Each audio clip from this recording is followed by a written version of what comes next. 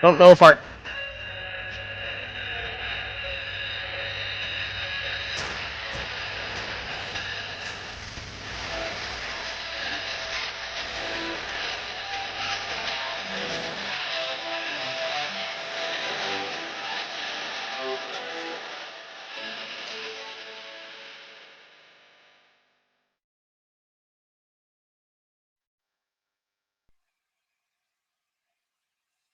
Welcome back to the Tan and J-Man show. I am the J-Man. Tanner is off surfing in Hawaii. I know he told me today that they went to the where they filmed Jurassic Park. So he's having fun in Hawaii. Yesterday they went to Pearl Harbor.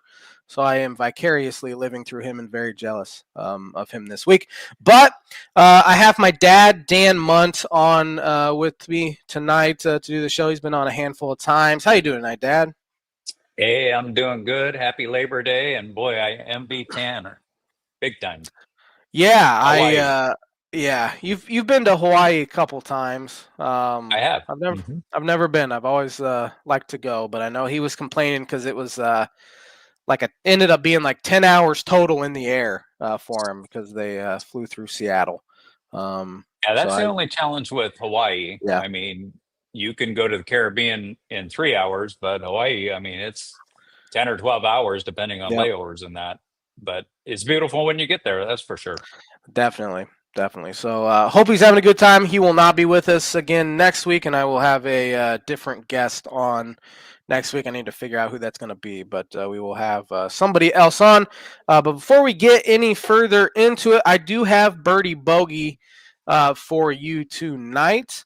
It is a Cubs related question, and it's a World Series in 2016 related question. All right. Um, so everyone remembers Mike Montgomery recorded the final out in the 10th inning, but who started that inning for the Cubs on the mound? Mhm. Because there was a different pitcher on the mound to start, and he got the first two guys on. Then he walked a guy, and then he gave up an RBI single, which then Joe Madden ended up bringing Mike Montgomery into the game. And I think he only threw two pitches and got the out. And I actually remember hearing a story how Montgomery said that his first warm up pitch in the bullpen, he threw about 36 feet and he spiked it over the bullpen catcher's head. And he's like, I have absolutely nothing tonight. But they still used him and ended up getting the final out. But Sometimes the pressure comes on and those guys know how to step up yeah, the when it's adrenaline not I'm light. sure was Yeah. pumping, and that's why he didn't throw a fastball. I think he threw two curveballs, and that was it because he had Mhm. nothing with his fastball. But Birdie or Yeah. Bogey is brought to you by Arlington Public House for good cuisine, cocktails, located 703 Main Street in Rochester, Indiana. Check them out downtown there on Main Street. Fantastic food. But yeah, as I said, my dad's with me tonight, and we'll talk some baseball to start off, and then we'll give our confidence points for the Big Ten and kind of recap the week that was.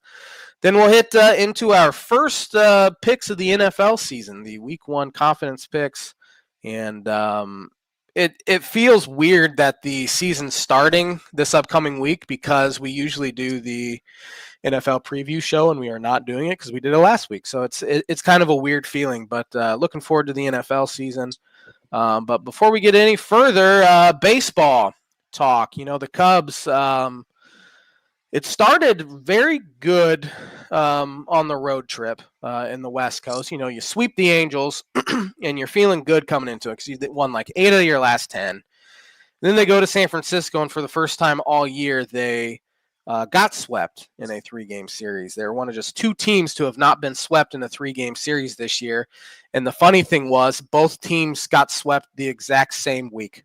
The Oh, Reds, wow. yeah, Hmm. the Reds got swept last week as well against they get swept by, I forget who, the Dodgers. They're in LA. Um, so all the good that was kind of built up after winning, 6 of 7 games or 6 of 8 games, winning 3 out of 5 against Milwaukee, and then sweeping the Angels, kind of completely undone by their pretty embarrassing play in San Francisco, which is it's been a spot that they've struggled in really ever since they built that ballpark back in like 2001. So that stunk. But then they go to Colorado and they win the first two there, and then yesterday they came back from down 5-2. Ian Happ hit a 3-run homer, and then Daniel Plinty comes in and gives up. I think he gave up a single and then a triple to end it. So anytime you lose a game to a team that's 50 games under 500, it stings, regardless of where it's played at. So a 5-4 road trip in a vacuum is fine, but the way it happened was not very fun. Yeah. The good thing about all that is we didn't lose a lot of ground. I mean, I think we lost a game over Brewers, which I'm not even concerned about the division anymore. But still, I think we only lost a game and a half. We didn't lose anything in the wild card. Yeah, they actually gained a couple games in the wild card because the Reds had been so bad. So they saw their lead balloon to 10 games in the wild card and they have a greater than 99.9% chance to make the playoffs now, which is good. Yeah, that's really good. They still have to win games, but since we're talking about Cubs, can I give you a quick update because I have it on a TV a little ways from me? Sure. Kelly just hit a 2-run home run, so it's 6-6 in the bottom of the 8th with 1 out. It's tied, huh? Nice. Tie ball game, yeah. I mean, they were down 6-1 just a few innings ago, so maybe they can come back and win this one, and it'll spark a hot streak for them. I've been saying that would be nice. I've been saying that for 6 weeks, though. Anytime they win any sort of game, I've been saying maybe that's the one that gets them going, and it hasn't. Now, again, Tanner and I have talked about it. They haven't played that bad. It's just the Brewers were just so on fire that it felt worse. Like August felt like a terrible month for the Cubs, and they went 15-14. They're still over 500. Yeah.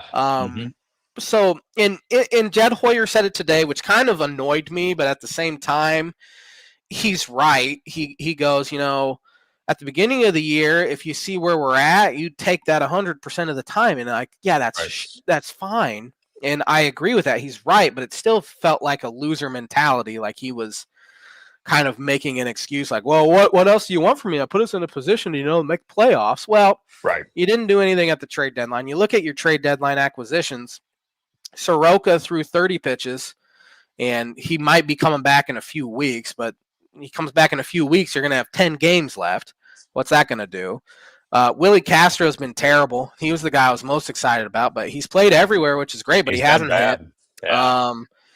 Taylor Rogers was terrible today, I think, wasn't he? He gave up a few runs. Was that the guy who came in, the lefty? Yeah, I wasn't watching then. I know Ray wasn't very good today. But, no, I saw Rogers was in, and there was 2 outs and 2 guys on with him pitching, and it was 3-1. And next I checked, it was 6-1. So I don't know if he's the one that gave him I up. think you're right. Andrew Kittredge, Craig loves him. He puts him in about every single game, and I don't think he's been very good. Yeah, he's been kind of underwhelming. So I hated that statement by Jed, you take this 100% of the time. Yes, that's great, but it still feels like you're just happy with kind of getting in more so than putting an actual World Series champion caliber team together. Yeah, and I think the hardest thing is we saw early on what this team could be offensively. Definitely. And I would be concerned about the pitching at this stage, but the pitching's been really, really pretty good. But their offense has just disappeared. But you got Tucker, you got Happ, you got PCA, you got Bush was struggling, Seiya was struggling big time. Yeah. So, and then Carson, he just did a home run, but he needed that. Yeah, Cubs need the catchers to get on fire a little bit because both catchers have been bad offensively. Yeah, so. McGuire had the good 3 weeks when he first came up, but he hasn't done anything since. I know he had a grand slam in LA, but other than that, he hasn't done much of anything. Kelly's been one of the worst hitters in baseball over the past 3 weeks. Tucker's definitely over the past turned it on. 10 days or so, he's turned it on. I think he's hitting close to 400. He's hitting the ball to the ballpark again. The guy who's been the worst qualified hitter in Major League Baseball, according to OPS, in the month of August by 30 points has been Pete Crow Armstrong. His OPS he's been bad. Is below 500 in the month of August. So is he just coming back to maybe meme out, or is he? Yeah. I mean, is it just a slump? I mean, what he did in the first half, I don't know if we'll ever see him have a half like that again. I mean, he was incredible. So I think there is some regressing to the mean. going on. Now he's obviously not as bad as he's been this half, but I do think it's coming back to where like his numbers might end up be typically. Because he's only 2 homers away from a 30-30 season, and I don't think anyone projected him to hit 30 homers ever in a major league season. Yeah. And he might never again if he does get there this year, which they need him to get there. But he's been in a bad slump, but it's been weird. He's chasing less, which is great because which is crazy that he's chasing less because he's still swinging at everything. But in the first half, he was making contact with pitches that were about bouncing, and he was hitting them 400 feet out of the ballpark. Pitches at his chin, he was hitting out of the ballpark. But the thing that's been kind of concerning is he's hitting under 200 in the month of August on fastballs. Yeah. Which guys hit over 300. Pretty much everyone hits over 300 on fastballs. At the major league level. So even we saw it over the weekend, he was getting a 93 mile an hour pitch, right in his happy zone, and he's just a little late or he's just a little off. And hopefully that can turn around because they need it to in September. Maybe he's a little distracted. I heard today that his girlfriend is pregnant. Oh, really? Oh, he might be a little bit. It's true. It's Facebook, so you never know. Oh, yeah, who knows? Maybe it's somebody making that up. No, I think it was on a Cubs site somewhere. So anyway, I have not seen that anywhere, but that would be a distraction for sure. But I'm sure he would never use Pete that. Crow, if he just gets on base, he's going to help the team because defensively he's amazing. Although he's had a few, it's been in the outfield too. In Colorado, he dropped a line drive, which was strange. But he's had some moments here the past couple weeks that just was not typical Pete Crow Armstrong in center. Today he overran a ball and literally had to stop and dive backwards, and he was very lucky to catch the ball. But he overran it. And everybody's going, "What did you do?" Maybe the wind was blowing it. I don't know. He's had some moments like that. That's been weird. I agree. And they need to give him a day off, which I think that's why they called Kevin Alcantara up because he can play all over the outfield. He can play center field. He's mashed lefties. He's the best lefty masher in the system. So against tough lefties, which I think Cubs do have to face Chris Sale this week, which is brutal. They had to face Spencer Strider, and they'll have to face Chris Sale. You play a bad team and you face their two, aces, Cy Young caliber pitching. That's the way it goes. But Alcantara is more valuable to have up than an Owen Casey is. Because of his defensive versatility, and the fact that he hits lefties, where Casey was rotting on the bench. I think they talked about that at the beginning of the game today. PCA's had 3 days off. I think 3 days off this year or this half. I can't remember what it is, but he's not had too many, and you got to give a guy a day off. Even when they do give him a day off, it seems like every game's been close and you want him in there for his defense anyway. So he hasn't gotten an actual day off. Or very rare day off. Now it's nice they do have Willie Castro where he's been able to spell, Nico Horner. And then Nico can go over to short. Dansby Swanson can get a day off. Tucker can get a day off. Happ can get a day off. PCA, he started for PCA, but again, PCA has probably played every single game. It's nice to have versatility like that, but especially down the stretch because you're not in any danger. It'd be an epic collapse to miss the playoffs at this point. So in the division, Brewers were winning last I checked today. So if you lose this one, you're 7.5 back, I think. Yeah, it's over. I think a month to play. It's probably over anyway. So it'd be smart to start giving your guys some rest because, the big thing now is you want that top wild card because that means you get to host the series. Then you likely get to go to Milwaukee, who you're very, very familiar with. And Milwaukee has had many, many implosions in the postseason, and they'll probably start feeling it again. They're the only team that has beat Milwaukee this year. They won the season series. And during that stretch where the Brewers were unbelievable, I think they were 3-4 against the Cubs, and against everyone else, they were like 20-4. Yeah. So, and again, Cubs know them very, very well. And of course, the Brewers know them very well as well. Yeah. That'd be a decent position to be in. I mean, I know they were 2 games up on the Padres for that top wild card spot, and again, they're 8 up or 8.5 up right now. If Cubs win today, it'll be 9 up on the Reds. So go hard after the Yep. top wild card spot. I mean, on paper you have an easy schedule, but again, Braves are 13 games under 500, and obviously they're still a scary team. What's happening now? Anything happening? Braves have a guy on. There's 2 outs in the ninth, so I'm going for a walk-off here. All right. But and then Albies is up now, so they have a hard time getting Albies out. Albies had a terrible year, but he is one of the biggest Cubs killers. He's hitting like over 400 in his career, near 400 against them. He's been crazy against them. But then they have the Nationals this weekend, who are bad. You need to sweep these teams at home. You have to. Yeah. There's no excuse for them. And then I know they still have Tampa Bay, I believe, because they have not faced Tampa Bay, and they still have to go to Atlanta. And then they get the Mets and Reds and Cardinals and Pirates still. So there's still a decent amount of series left. My mind always goes to worst case scenario.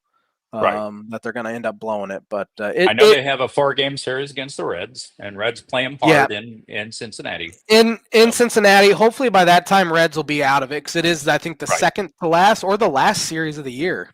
It might be the last series. No, I think you're right. I think Cubs end with St. Louis. They do. It's right before that, I think. So because I know they have I think the Mets second to last series, and then the Reds are the third to last. So Reds will probably still be playing for something at that point, which makes them scary. Other than that, Cubs just need to take. They just need to worry about themselves, and they just need to win. That's the reality of the situation. So Cubs made some pretty big moves today. I mean, can you explain all those? Because I know there's call up. I know they went out and got a guy off waivers, 2 guys off waivers. Yeah. Where is their roster spots for these guys? That's what I don't understand. So you can add 2 guys to your roster. You can add with the September call-ups, you can have 28 guys on your active roster. It used to be 40. You could have up to 40. Right. And no team would ever hold 40. They'd usually go up to 31, 32.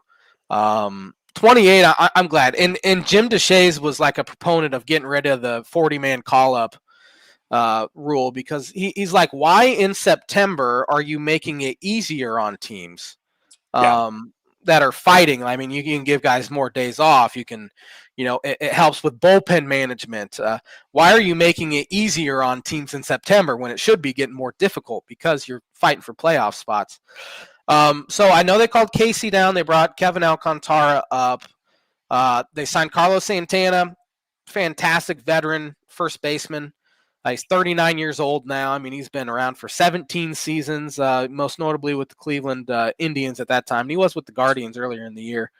And they just released him to give him an opportunity to play for a contender since they're out of it. But good veteran clubhouse, great defensive first baseman. You don't say that about too many, bench guys. And he's hit lefties fairly well in his career. He's a guy that'll just pretty much pinch hit at this point. He's not honestly that much different than Justin Turner.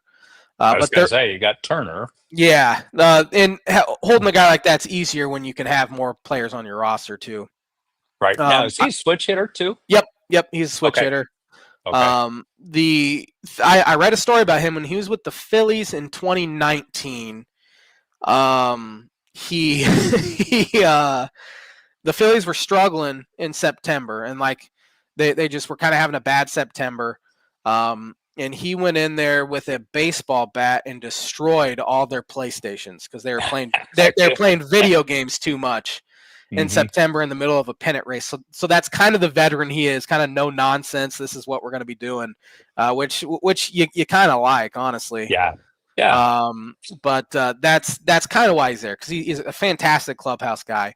And then they picked up Aaron Savali off of waivers from the White Sox today. Just good, really good today. Yeah, good depth, because they needed more depth. Because for one, Matt Boyd has thrown more innings this year than he has in any previous 2 years combined over the last 6 seasons. So, and it sure feels like he's hitting a wall a little bit. Yeah, definitely. And then you have Cade Horton, who has not pitched, a ton of innings over the past couple years, especially last year. He's hit the most innings he's thrown in pro ball this year, and he's been unbelievable for him. And so it's just assurance for him too, in case he does wear down, or you need to yank him after 4. Just having a guy like Savali there. Yeah, well, they go to a smart. 6-man rotation just to give guys rest. I mean, I know they have a day Maybe this week. Yeah, day offs obviously help, but I have a hard time with 6-man rotations because it kind of gets guys off their rhythm a little bit. Yeah, and I've never seen really a 6-man rotation work. The Phillies are going to one, though. They signed Walker Buehler, who had a disastrous season for the Red Sox this year, and they released him just a few days ago. And he signed with the Phillies, and it sounds like Phillies are going to go with a 6-man rotation here for a little while because Zach Wheeler's out for the year with I think they called it thoracic outlet syndrome. He had a blood clot in his shoulder, which is scary. Oh, wow. Yeah. And it turned into something else. I think the blood clot's under control, but it's something else, and he's out for the season, so they needed more depth there. But yeah, I mean, Savali can start. Obviously, Ben Brown can start. Yeah, I mean, the issue is who's starting game 1 of a postseason series right now. I mean, Shota's been great. I'd go with Shota at this point, but Boyd's had a fantastic year. But again, it feels like he's hitting the wall. Honestly, Horton might be your guy if you want to do that. He seems like a bulldog out there too, and would be unfazed by the moment. Speaking of Cade Horton, I mean, everyone remembers Jake Arrieta's unbelievable second half. In 2015. I mean, arguably the greatest second half in the history of baseball as far as pitching goes. Well, Arrieta's first 8 starts after the All-Star break, he went 6-1 with a 1.20 ERA. Cade Horton, in his first 8 starts after the All-Star break this year, is 6-1 with a 0.86 ERA. Wow, that's incredible as a rookie too. Yep, as a rookie, he's been their best pitcher, arguably, and he's throwing 98 miles an hour. Now, Arrieta had a lot more innings because, you could actually he was a workhorse anyway, and he was a veteran where he could handle it, where Horton's not going into the 6th very often. But still, that's incredible, and he's been kind of their savior. He's been kind of their savior there. He's been the guy you want to stop, losing streaks if they're on one. Right. What's anything happening in the Cubs game now? It's the bottom of the 9th. Looks like Nico Horner and Santana is going to hit. So, cool. They got a right-handed pitcher in. So, all right. Yeah, no, it's Shaw, and now it looks like Santana's coming in for Bush, which I'm not sure why he would against a righty. Huh? Oh, Turner was in. That's right. Oh, Turner came in for Bush. Yeah, that makes sense. Bush. But again, it's Santana's fantastic defensively at first, which is not something you really talk about. But I'm glad they got him in right away. Yeah, me too. Elsewhere around baseball, Phillies have a 6-game lead on the Mets. Mets have still not played very good baseball. They're 4 up on the Reds, though. They do this every year, it seems like. They do. Yeah, and they're all apart. Pitching's been the issue for them, which everyone's talking about how good their pitching had been. But it's been bad. Padres are still only 2 games behind the Dodgers. The Mariners are only 2 games behind the Houston Astros. Tigers are pretty close to locking that thing up already. They're 9.5 up on the Royals, and then the Blue Jays are 3 games up on the Yankees, and Boston's just 3.5 behind. But I have a kind of interesting stat here. Aaron Judge his 358th career home run, which tied Yogi Berra for 5th in Yankees history. The Yankees' top 5 all-time home run leaderboard had not changed since August 7th, 1957. Wow. They've had the same top 5 guys for, almost 70 years at this point. Yeah. 68 years. So that was an incredible stat. Yeah.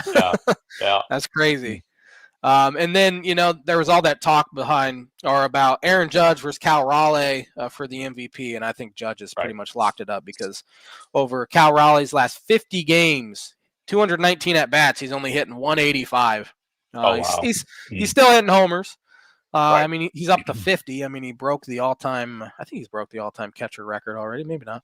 But he is at 50. I think, yes, because Sal Perez had it, and he had 48 a couple years ago. So that's unbelievable. Who would you compare to Judge in history? I mean, he's got to be real close to. I mean, we were talking about Trout and Harper and all these. Yeah. I think he's far above anyone now. I mean, even Ohtani. Yeah, if he would have started his if he would have been called up to like the major leagues at 21, 22, I think we'd be getting close to talking about him being the greatest right-handed hitter ever. Yeah. But he didn't really get a chance till he was 25 because Okay. he was a college guy, and then he went through the minors, and of course the Yankees have had so many good players that they didn't really need him. And then he was terrible for the first. I think he was a September call-up, and he wasn't very good, but they gave him a shot to start the year, and that's when he had an unbelievable rookie year. And he's interesting though because he's 33. He's had some injuries, and guys start breaking down once they hit early 30s. And he's so big though. He's 6'7", 290 pounds, and it seems like that body type wouldn't it wouldn't maybe not last very long, but it wouldn't age very well. But I mean, and again, he's had some injury issues, but it would seem like he'd stop hitting eventually, and he just hasn't. He's had an unbelievable year, and I think he'll win MVP again. Yeah. He's awful good. He's hard to compare to anyone because of how big he is. He maybe like I don't know, Frank Howard back in the day was 6'7", 280, but he was nowhere near the hitter Aaron Judge is now. Now, is Judge a basketball player or football player? I mean, he's got a tight end type body. I don't know. He went to Fresno State and was a first round pick out of Fresno State, late first round pick. Like he was like 27th, 28th overall. In 2013, it was the same draft Chris Bryant was in, because it was always in a redraft. Who would you take in number one? Would it have been Judge or Bryant? Well, it's clearly Aaron Judge now. But for the first 5 or 6 years, it probably would have been KB. Would have been the guy you want. You're right. Yeah, it's an interesting career he's had. Aaron Judge and Chris Bryant for that. For that fact. But let's see here. Anything else baseball wise I want to hit on? Just update: 2 outs. Shaw got a hit, and then Santana struck out. Tucker popped up, and now Suzuki's up. With the guy on first. With the guy on first. Shaw's on first still. Cubs have scored 4 runs or less in, let's see how that would be, 17 of their last 21. Really? Games. Wow. And they were, I mean, it was normal to have 7 runs a night, 8 runs a night. For a while, they led the majors in runs. Yeah. If they score 4 runs or more, their record this month is like 15-3 or something like that. Really? Yeah. Wow. It's just, and it's honestly incredible. They've been 15-14 is a very good record for how they've actually played this month. Right. Because it could have been a disaster. They could be way under 500. But again, pitching's kept them in. Bullpen's been good for the most part. Rotation's How been much good. does run differential? Because Brewers have the larger, but for the long time, Cubs were just run differential. Now I think they're second in run differential. The Brewers' run differential coming into today is plus 163. Cubs right now is 117 coming into today. So okay, but I think they're second actually. I think they still are second. Yeah. Brewers have passed them for total runs this season. They have 27 with no home which run is crazy. Or very few. Yeah, they don't really hit the ball out of the ballpark, but they make contact. They steal a ton of bases too, which helps. Yep. But you're right. Anything else you want to talk about baseball? I don't think so. I think we covered it pretty good. I covered more of the Cubs than some of your fans want to hear, but that's fine. That's what we do every week anyway. Cubs record by month this year: they were 3-4 in March, 15-9 in April, 18-9 in May, 13-13 in June, 14-10 in July, and 15-14 in August. So they've been just barely above mediocre really since the start of June. So it's not a good. Now you play so well in April and May, you build up some goodwill a little bit. That's right. You can survive bad stretches, and really the stretch hasn't been bad. They're 6 games over 5 games over 500 since the start of June, which is okay. It's mediocre at best, but at least they haven't been awful. Like they didn't have a month like they did the past 2 years in May when they went 8-19 or 9-20 or something like that. So they've been able to survive rough stretches. Wins in April mean something. Yeah, they do, and they really do. Yeah, and like the past couple of years, I've seen guys on Twitter saying, well, you got to find out what you have in these guys. You got to let Chris Morrell just kind of figure it out at third. And I think Right. the team's not good enough to figure it out if you're losing ball games. Like you still have to kind of chase wins in April and May. You got to continue to do that and win every single game you possibly can, just in case you have a bad stretch in August where you can kind of build up some capital where you don't need, to be perfect every single time out. Right. Which has been their issue the past couple of years. They had that hot stretch before the trade deadline 2 years ago, which is why they ended up trading for Jeimer Candelario, and they had a great stretch and ended up taking the lead in the wild card for a few weeks and then choking it away the final week and a half of the season. Yep. But again, if they wouldn't have gone, 9-18 in May, they would have been in. So you can blame it on the choke job in September all you want, but you play a little better in May, you won't have to worry about that. Wouldn't have to worry about it. Yep. Absolutely. That's the thing that kind of annoys me sometimes. But I think that's going to do it for baseball. I'm going to do On This Day now, which is brought to you by Mooney Wood Laser Crafts. Tanner sent me the raid, and every single time I forget to actually bring it up to read it. So hopefully I'm going to be able to bring it up here before we go any further. Let's see. Tanner. But anyway, on this day in, not a whole lot. It's a lot of baseball, a lot of college football this week. On this day in 1931, future Baseball Hall of Fame first baseman Lou Gehrig hit his third grand slam in 4 days. Wow. Which is pretty incredible. I think he did have the all-time record for grand slams at one point. I know Manny Ramirez was hot on his trail there for a while. I don't know if he ended up passing him or not. Yeah, Manny. He was a great hitter. Manny being Manny. Yep. Let's see here if Tanner sent me the read, and I might have just missed it anyway. He might not have even sent it to me. Anyway, I can figure it out. On this day in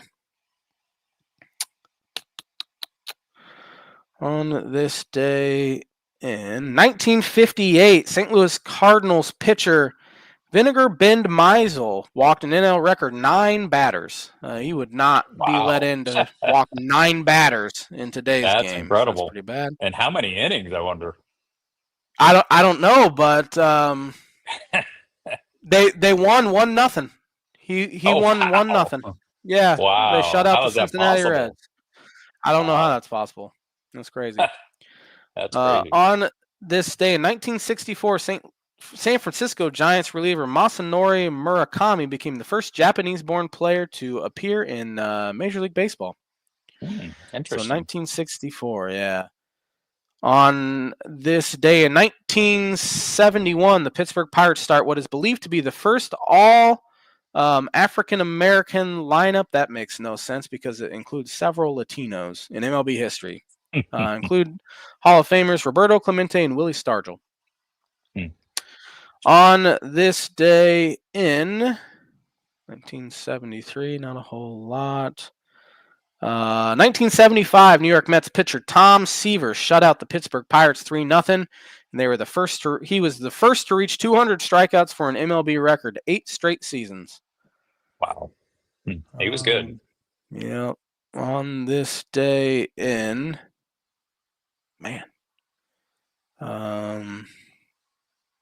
1984, Willie Totten of Mississippi Valley State threw for a Division I AA record 536 yards and 9 touchdowns in an 86-0 win versus Kentucky State. The interesting part about this is Jerry Rice was his top receiver.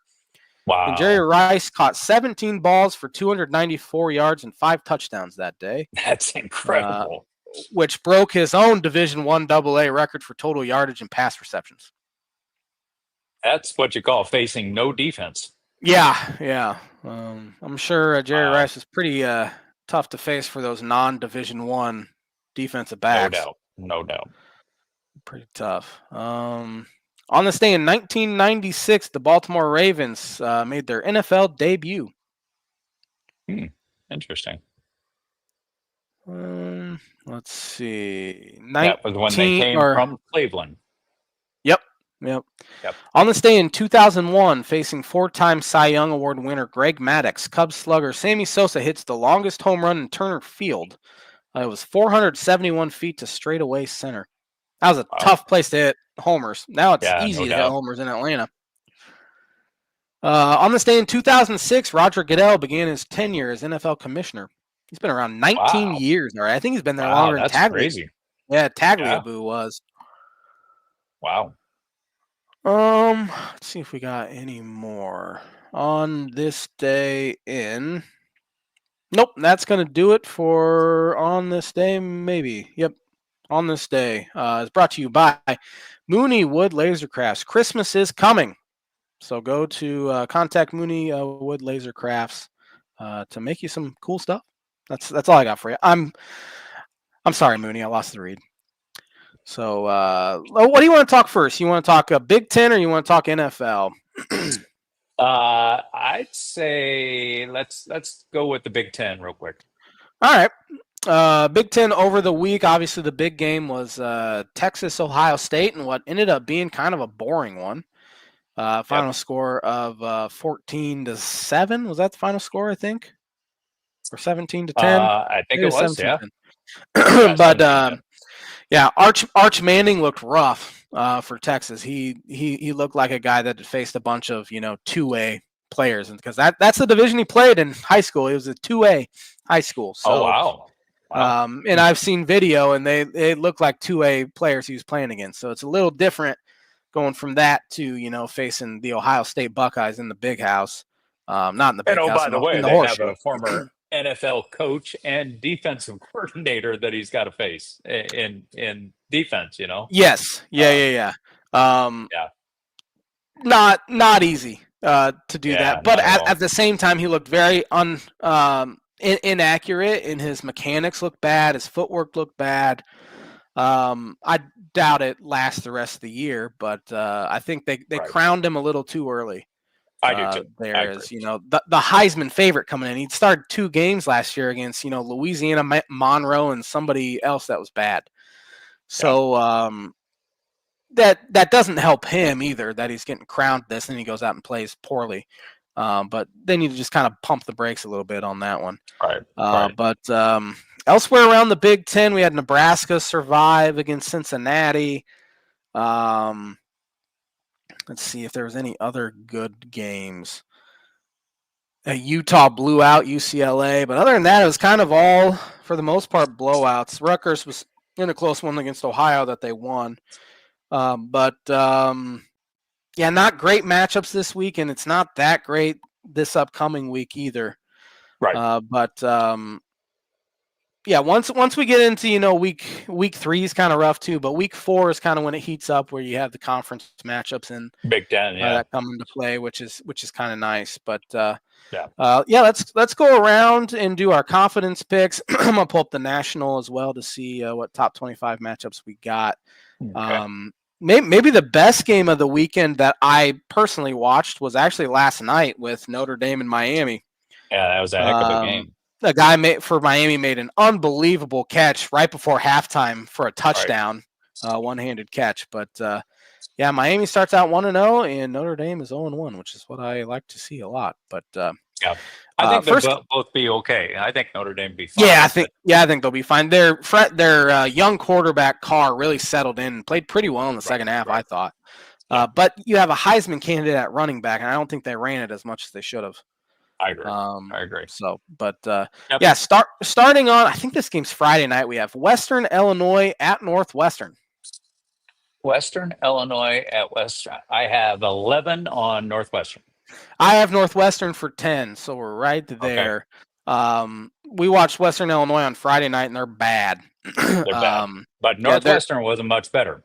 No, Northwestern got absolutely whooped by Tulane over the weekend. And I think Northwestern's the worst team in the Big Ten, but they should handle Western Illinois pretty easily. If they don't, it might get ugly there for the guy who I forget his last. I think his last name's Braun. Their new coach, their new-ish coach. He was there last year too. But Northwestern for 10. Northern Illinois at Maryland. Got Maryland for 10. I have Maryland for 7. I didn't watch any of their game against Florida Atlantic, but they won handily, and I think they win handily against Northern Illinois as well. Florida International at Penn State. Penn State 17.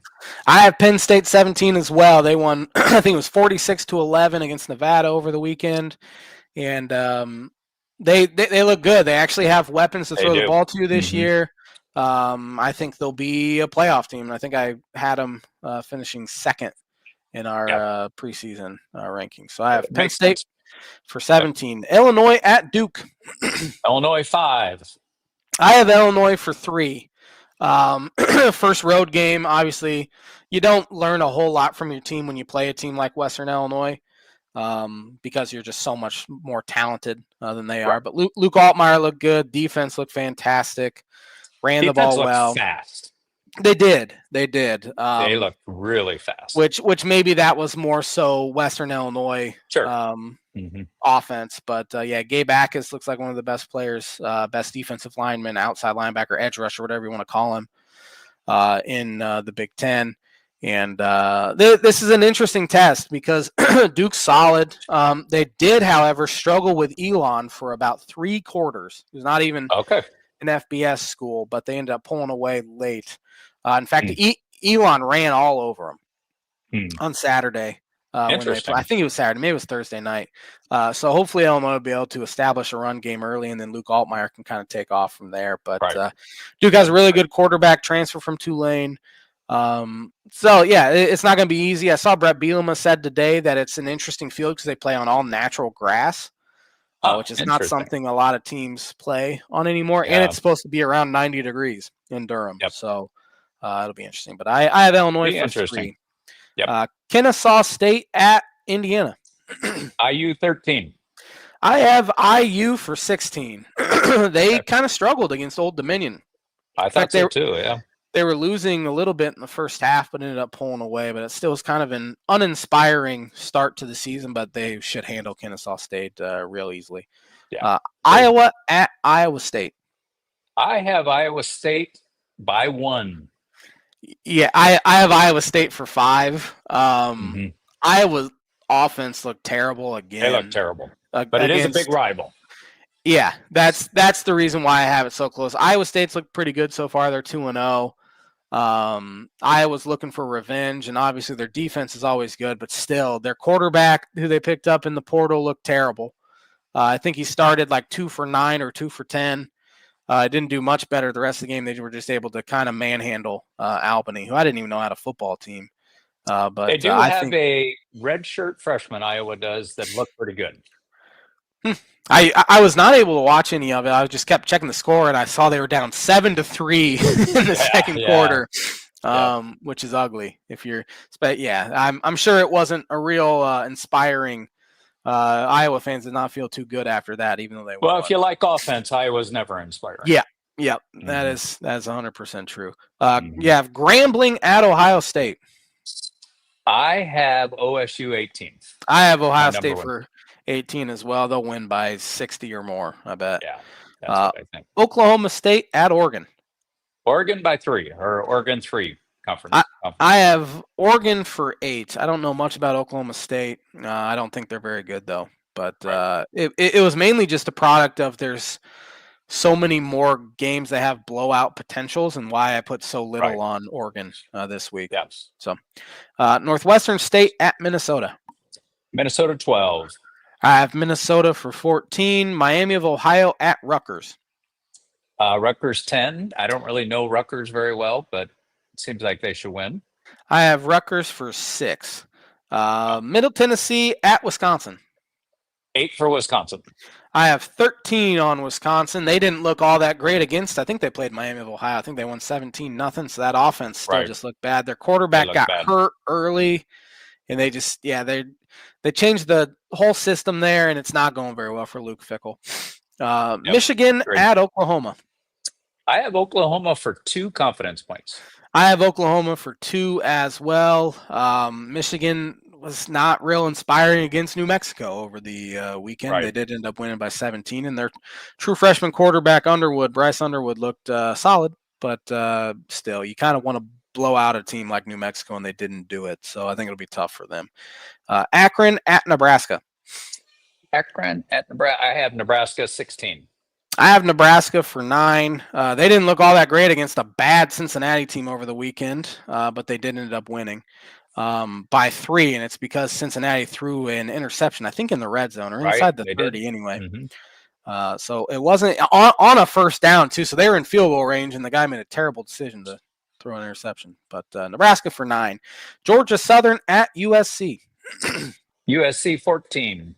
I have USC for 12. They beat Missouri State by about 70 over the weekend. But again, you Yeah. don't learn much about your teams. By the way, I'll Um, pause for a second to say Cubs just walked it off. Nice. What happened? Kelly hit a home run. Oh, Second of wow. the game. Man, he Yeah. needed that. He hadn't hit a home run in a while. Man, that Yeah. is a huge win. Down 6-1 in the 7th. No, it was just a hit. It wasn't a home run. Oh, okay. Yeah. But Yeah. still, they won Mhm. to win. Yeah, down 6-1. Yeah, that's a great win. Yeah, that's huge to come back, and maybe that's the one that gets him going. Yeah. But we'll see. But yeah, huge win for the Cubs. Yep, definitely. Boston College at Michigan State. Michigan State 7. I have Michigan State for 4. They looked okay against Western Michigan over the on Friday night. Southern Illinois at Purdue. Yeah, I only have Purdue for 6, only because I had to put a 6 somewhere. Yeah. Purdue looked pretty good, but They did. again, opponents. And I don't know anything about Southern Illinois. No, I mean they're not even in the FBS, so Purdue should handle them. I have Purdue for 11, but yeah, that was I texted my friend, I texted Tanner, and I texted Evan Webb, who's been on the show, and the rest of our friends, and I go, that is the first time Purdue has beaten an FBS opponent since Addie was born, my daughter. Really? Wow. Yeah, because Interesting. they beat Indiana State last year, and that was it. And they're not, in the FBS or in the FCS. Right. So, but yeah, they won 31-0. I didn't really watch any. I watched the first 2 minutes, and they scored real quick, and I kind of turned it off. But they'll handle Southern Illinois easily. Yeah. UCLA against UNLV in Vegas at Allegiant Stadium. I have UCLA 4. I have UNLV for 1. UNLV's 2-0. I don't think they're that good, but UCLA looked like garbage at home against Utah. I think they lost by 30. Their quarterback they got, Nico Iamalevo. They got big money quarterback from Tennessee. He was horrendous. And I think they're one of the worst teams in the Big Ten as well. Last game here, we have UC Davis at Washington. Washington 15. I have Washington for 15 as well. Elsewhere around the nation, top 25 matchups, we have not great ones this week. We do have an SEC matchup. We have Ole Miss at Kentucky. Ole Miss is a 10.5-point favorite. I think Ole Miss beats them. Let's see. Michigan, Oklahoma is easily the biggest matchup. Yeah. So, it's kind of a rough week. Does Notre Dame off? It looks like they're off already. Wow. Yeah, they are off. I thought they go to Texas A&M, I think, next. Yeah. They're off this week, and they go to let's see when they play Texas A&M. And they play or Texas A&M comes to Notre Dame next week. So Notre Dame's off this week already. That's got to sting after. That's interesting. Yeah, losing week 1 to a top 25 opponent, then you have another top 25 opponent coming in 2 weeks. But to have an off day already, that kind of stinks. But definitely. Yeah, it was kind of a rough week for top 25, and next week's a little better. We actually have some conference matchups in the SEC and ACC, and there's Oregon plays Northwestern next week. The next week, 2 weeks, I guess it would be. Wisconsin plays Alabama.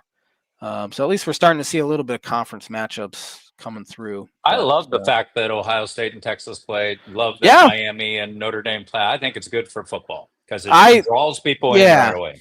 Yeah, I do too. I mean, we've seen a lot of teams play cupcakes, and that's what Indiana's doing. No offense to Indiana. I'm sure I'll get ripped for that one, but it's what Iowa usually does. Yeah, I mean they don't play anybody other than ISU.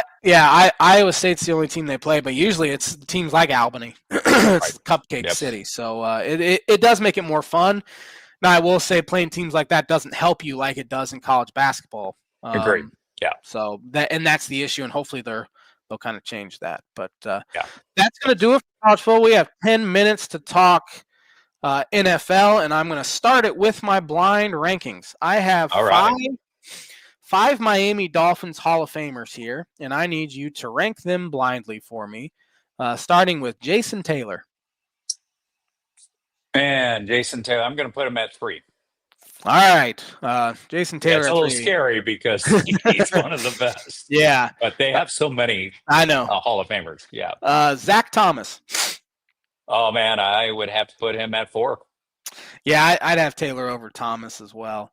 Dwight Stevenson. Man, everybody says he's the best center, one of the best centers ever. I'd put him at 5. Yeah, his career was cut short because of a cheap shot, wasn't it? It was, yeah, New York Jets. I still remember.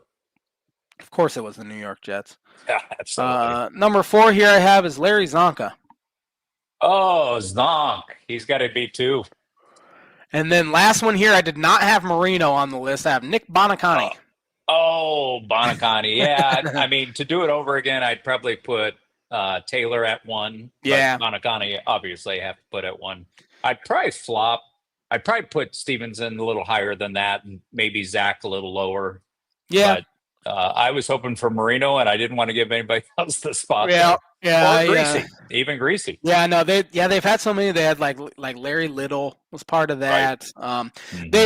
I just looked up Dolphins Hall of Famers, and like I could have put like Thurman Thomas on there because he was technically a Dolphin. Yeah, or that would have been tough. Yeah, Chris Carter I could have put on there because he was a Dolphin for a whole like 5 games or something like that. But Blind Ranking segment is brought to you by Proformer Print 2 Promo Group. For all your print needs, contact Proformer Print 2 Promo Group. We got to kind of rifle through these picks here. Our Week 1 NFL confidence picks. Starting with Thursday night, we have the Dallas Cowboys at the Philadelphia Eagles. I'm going to go Philadelphia 13. I have Philadelphia for 12. I don't know where Dallas's head's going to be after Micah Parsons was traded to the Green Bay Packers for pennies, really. I mean, 2 first-round picks are great in a washed-up Kenny Clark. It's Jerry Jones needs to hire an actual general manager. I think he needs that. Yeah. Too big of an ego to do that, but he hasn't won anything in 30 years now. He really hasn't. Yeah. Great. He's bad. But then game number 2, we have the Kansas City Chiefs against the LA Chargers in Sao Paulo, Brazil. Yeah, Friday I go night. Kansas City 7. I put a lot of confidence points on them because they're not playing at Charger Stadium. So, yeah. Which in LA, they probably would have had a ton of Chiefs fans there anyway. That's right. Yeah, I have the Chiefs for 6. So I think they handle the Chargers. Even though I think the Chargers will be good this year. Yeah. The Tampa Bay Buccaneers at the Atlanta Falcons. I put Atlanta for 4. I also put Atlanta for 4. I don't know why, because I think Tampa Bay is going to win that division. I do too. But I think Atlanta will be better. Yeah, and that's the way Tanner and I have always done it. We're like, man, we always pick the home teams, but it's so easy to do in the NFL. Right. But it'll be an interesting season there with Kirk Cousins as QB2 and Michael Penix as the starter there. So it'll be interesting to see how he looks in his first full season as a starter. The Cincinnati Bengals at the Cleveland Browns. I got Cincinnati 16. I mean, they should handle them even on the road. Yeah, I have Cincinnati for 16 as well. Cleveland has a chance to be the worst team in the NFL this year for sure. They don't even know who the quarterback's going to be. I mean, they're starting. Guy, they're starting Flacco week 1, but I wouldn't be surprised if we see all 4 at some point. Whoever they have. They have 4. Well, I think Pickett was traded because Terry and I were talking about it last week on the show. And I want to say he was traded. I'm going to look it up real quick because I literally said last week on the show, like, I bet they end up trading Kenny Pickett or something like that. And then right after the show, I looked, and at like 7 o'clock, they traded him. That's right. He's with the Raiders because Aiden O'Connell got hurt and he's out for a while, so he'll be the backup there. But yeah, I bet we see Gabriel at some point as a starter, and I bet we see Shadur at some point as a starter as well. I agree. Miami Dolphins at the Indianapolis Colts. I put Dolphins for 5. I mean, talent-wise, Dolphins should win. They have a hard time going to Indianapolis. Yeah. And I don't know what Indianapolis is going to be like with Danny Dimes. Who knows? So Yeah, and yeah, I have the Dolphins for 5 as well. They play this game week 5 or 6. I probably would have more on the Dolphins, but the fact me that it's too. week 1, you have to go on the road. There's like excitement in the air because it's a fresh start for everyone, and we can get off to a hot start. Right. But I think the Dolphins ultimately handle business there. I think they're quite a bit better than the Colts, and I know they lost there last year when they end up having Tim Boyle had to play the second half for the Dolphins, Right. and they still had a chance to win at the end. Of course, last year was last year, and this year. But give me the Dolphins in a close one. I think it'll be very close. The Vegas Raiders at the New England Patriots. I'm going with Raiders for 8. I think they're going to be a little better than some people predict, just because they're new coach. Yeah, and Gino's a solid quarterback, and he'll be fine there. But I go with the home teams, and for some reason I'm taking New England for 3 because I think they have a much better coach than they have in years past. Well, then I guess 1 year they had Gerard Mayo, but Vrabel there. Drake May needs a good start to the season, so give me New England for 3. Arizona Cardinals at the New Orleans Saints. Got Arizona for 14 only because New Orleans will probably be the second worst team in the league. Yeah, I wouldn't be surprised if New Orleans ends up being the worst. I know they're starting the season with Spencer Rattler as their quarterback, who's bad. And I think they have a chance to be special bad this year. So I'm taking Arizona for 11. Pittsburgh Steelers at the New York Jets. Well, Jets, I think, will be the third worst team. Yeah. Pittsburgh by 15 or with 15. I have Pittsburgh for 8. Rodgers will want to get a little bit of revenge there in New York. Yeah. I don't believe in Justin Fields at all. Pittsburgh for 8. Yeah. New York Giants at the Washington Commanders. I go Washington 10. I have Washington for 15. I don't know if I believe in them as Super Bowl contenders like everyone else is, but I think they're quite a bit better than the Giants. Carolina Panthers at the Jacksonville Jaguars. Jaguars, I think, will rebound a little. I could have 11. I have Jacksonville for 10. I think they'll be better than they were last year. I still don't know if they'll be great, but Trevor Lawrence needs a good year because he's not been very good, really, in his entire career. You're right. Tennessee Titans at the Denver Broncos. I'm not all in on the Denver hype, but I'm taking them for 12 because they play Tennessee. Yep, I'm taking the Broncos for 14. I think I had them 9 and 11. I think they'll be definitely in a contention for a playoff spot, but I'm not buying them as the new kings of the AFC West, like my co-host thinks. Which he says it more tongue in cheek than he does anything. But Denver for 14. San Francisco 49ers at the Seattle Seahawks. Seattle 9. I think it's hard to play in Seattle. It is. I'm taking Seattle for 2. I think San Francisco will be better. They can't be worse than they were last year, but Seattle for 2. Detroit Lions at the Green Bay Packers. Green Bay 3. Detroit will lose their first game. I think Micah will help. I still don't think they'll win the division. Green Bay won't. Well, Micah's hurt. It came out there was an injury, and he probably has to get a cortisone shot before the game. So. Oh wow. But this will be the J-Man's Book It prediction of the week. I think the Packers do win at home, and the Lions start 0-1. And I have one confidence point. Yeah, one confidence point. J-Man's Book It prediction of the week brought to you by Travis Watchering Insurance Agency for life, home, auto, business, renters, workers' comp, and farm insurance. Contact Travis 219-869-4561. Houston Texans at the LA Rams. Rams 6. I have the Rams for 9. Baltimore Ravens at the Buffalo Bills. Buffalo 1, only because it's at home. I have the Bills for 7, mainly because it's at home. I think they have a chance to be very good this year. I think Baltimore will be very good as well. Minnesota Vikings at the Chicago Bears. I'm not buying the Bears hype, but I do have 2 on them because it's at home. I'm not buying the Bears hype either, but I am buying the Vikings being very bad this year. But again, we don't know because their quarterbacks essentially are rookie. But I am taking the Bears for 13. Got about 30 seconds left, and I have birdie bogey for you. Mike Montgomery started the 10th inning of Game 7 of the World Series. However, who recorded the first 2 outs of that bottom of the 10th? The weird thing about that is who started that game? Was it Hendricks? It was Hendricks to Lester, and then to Chapman.